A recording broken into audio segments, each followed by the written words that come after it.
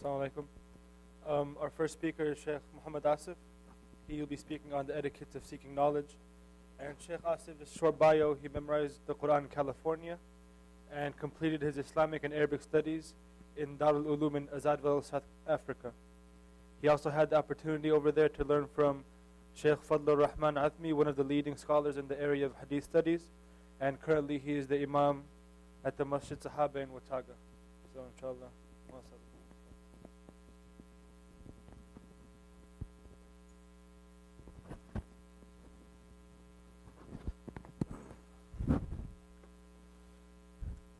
السلام عليكم ورحمة الله وبركاته. الحمد لله الذي فضل بني آدم بالعلم والعمل، والصلاة والسلام على محمد سيد العرب والعجم وعلى آله وأصحابه ينابيع العلوم والحكم.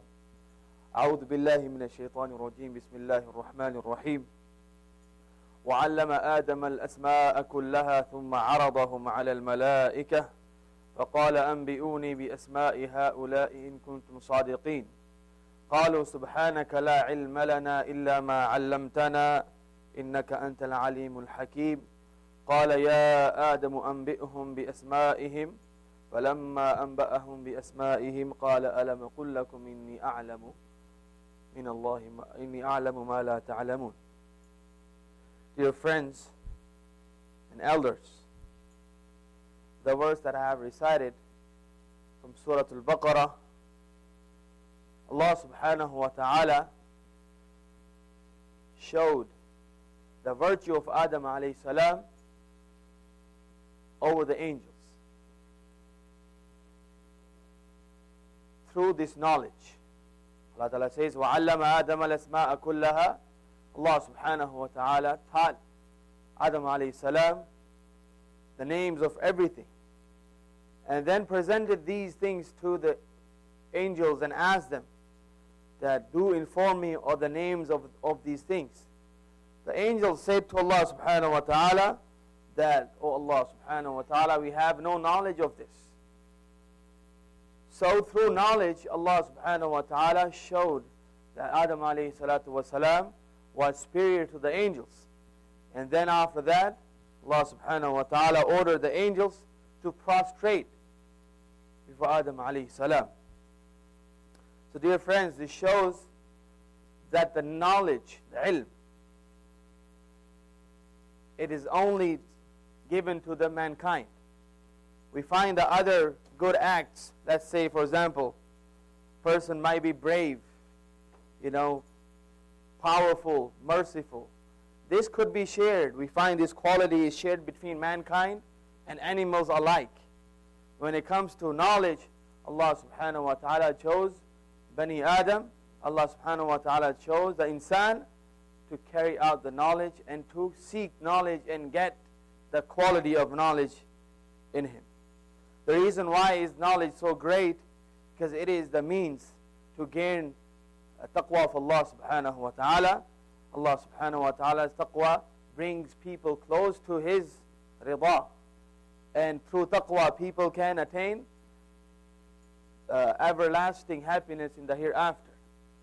A poet beautiful says, he says, تَعَلَّمْ فَإِنَّ الْعِلْمَ زَيْنٌ لِأَهْلِ وَفَضْلٌ وَعُنْوَانٌ لِكُلِّ الْمَحَامِدِ وَكُنْ مُسْتَفِيدًا كُلَّ يَوْمٍ زِيَادَةً من العلم واصبح في بحور الفوائد تفقه فإن الفقه أفضل قائد إلى البر والتقوى وأعدل قاصد هو العلم الهادي إلى سنن الهدى هو الحصن ينجي من جميع الشدائد فإن فقيها واحدا متورعا أشد على شيطان من ألف عابد.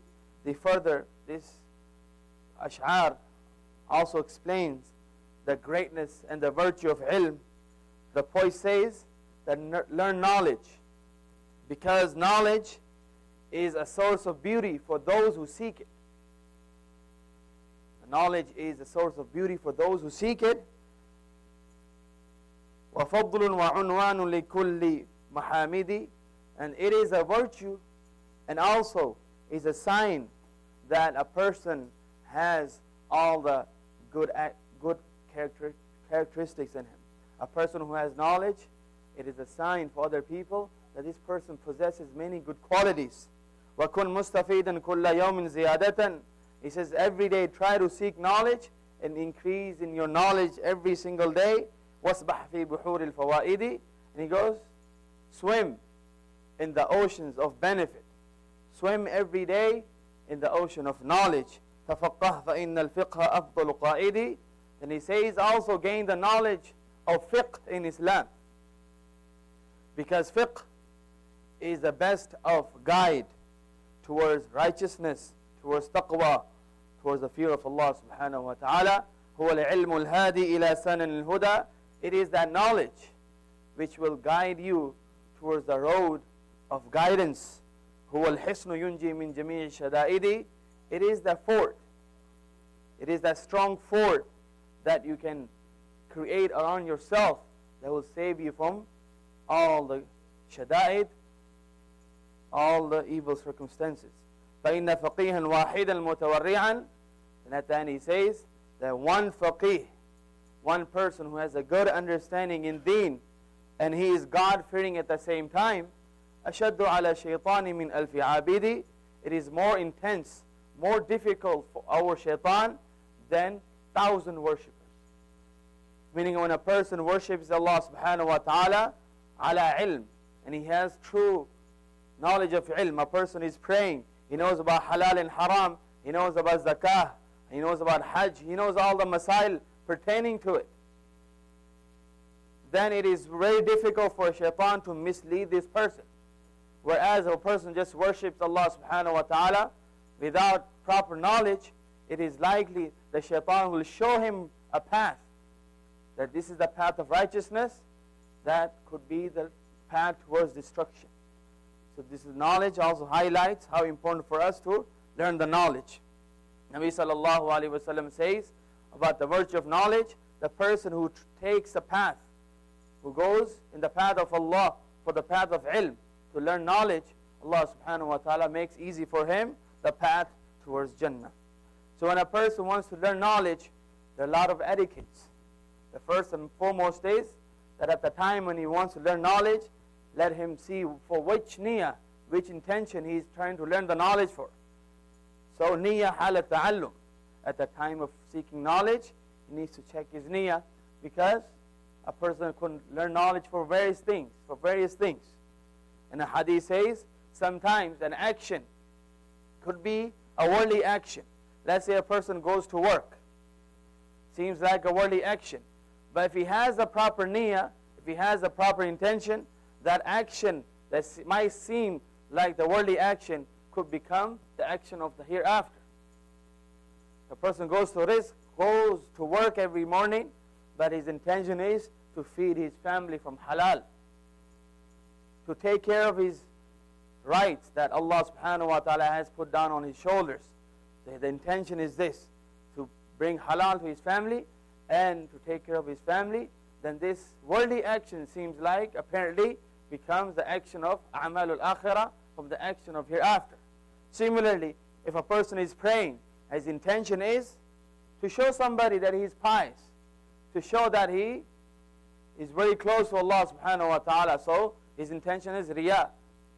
That action, even though is from the action of the hereafter, but because of the niyyah, it became the action of this world, will have no reward in the hereafter. Instead, Allah subhanahu wa ta'ala will question on this person, that why did you pray for that certain reason? Why did you pray to show people? So the niyyah is the most important thing when a person wants to know knowledge. The niyyah should be to attain the pleasure of Allah subhanahu wa ta'ala and to remove the ignorance from him and from all the other people. That ilm should not be learned so that a person can gain status in the eyes of people. That will come by the way.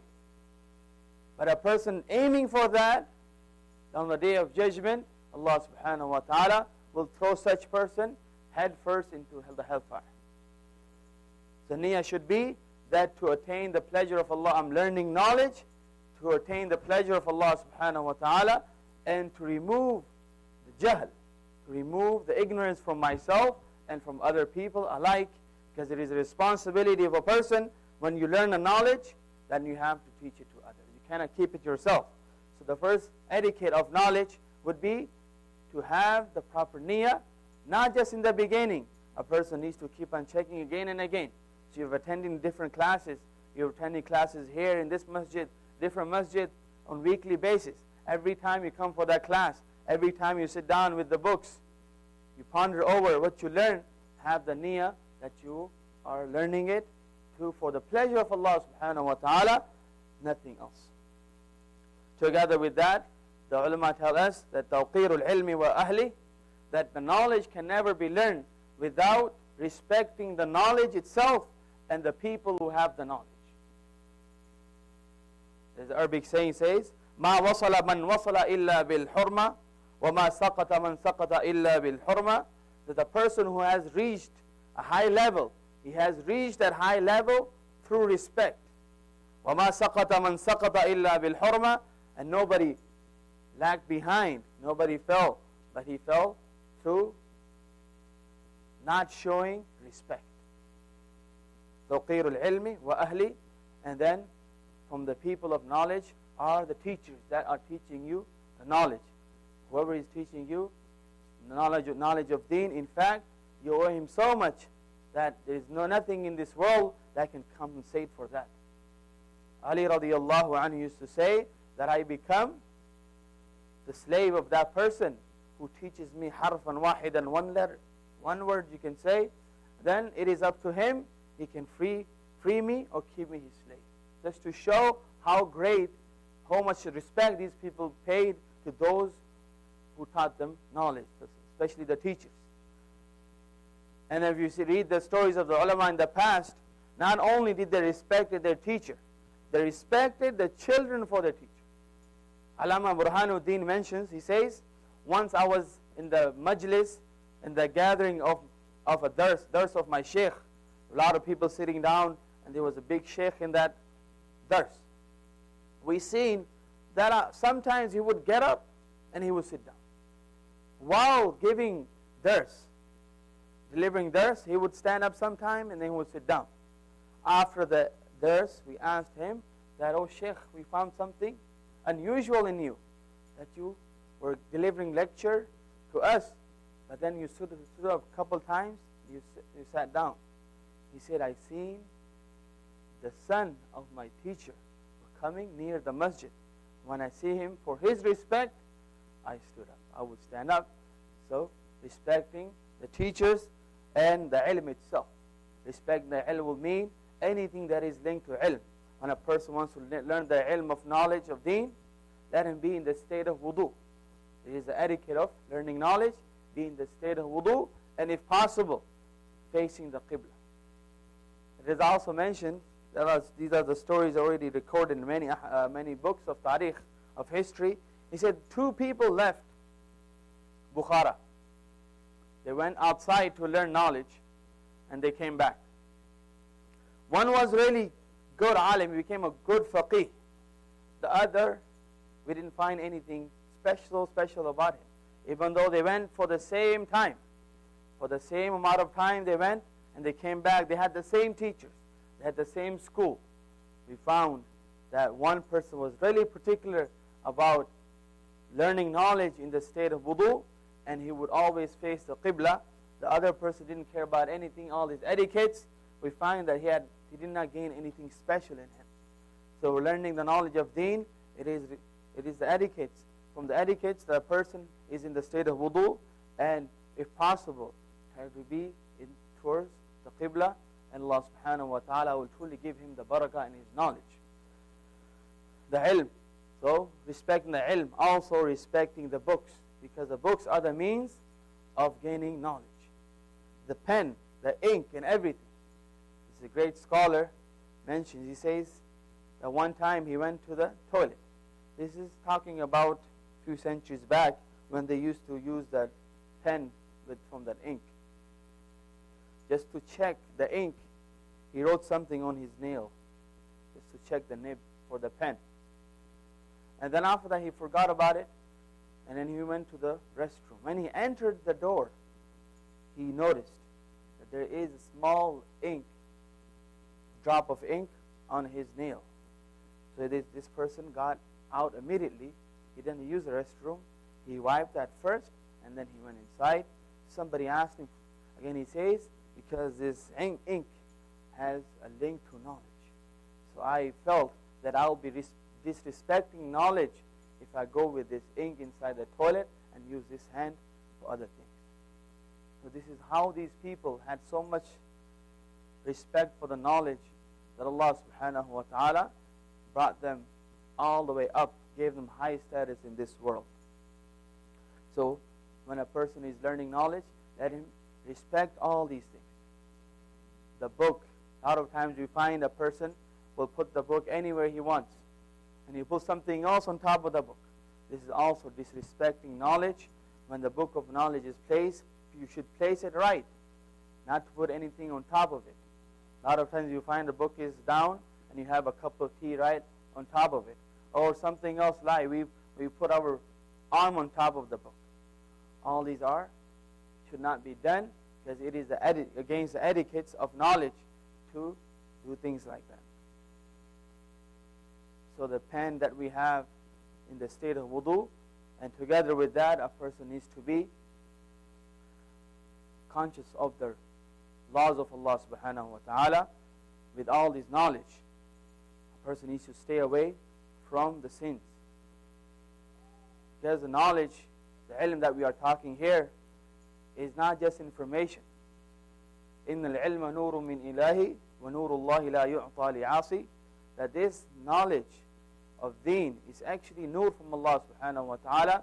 You're supposed to feel the nur coming in your heart when you're seeking the knowledge of Allah subhanahu wa ta'ala.